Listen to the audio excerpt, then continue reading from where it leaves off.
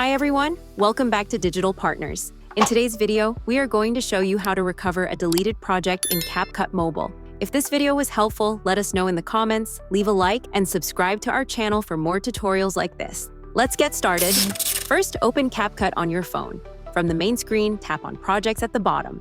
At the top of the screen, you will see several options: Local, Spaces, Media, and Trash. Go ahead and tap on Trash. Here you will find all your recently deleted projects. To recover one, tap the three dots next to the project and select Restore. Now, go back to the Local tab and you'll see that your project has been successfully restored to your CapCut library. And that's it! Now you know how to recover a deleted project in CapCut Mobile. We hope this tutorial was helpful. If you have any questions, feel free to drop them in the comments. Don't forget to like, subscribe, and hit the bell so you won't miss our upcoming tutorials. Thanks for watching Digital Partners, and I'll see you in the next video. Bye.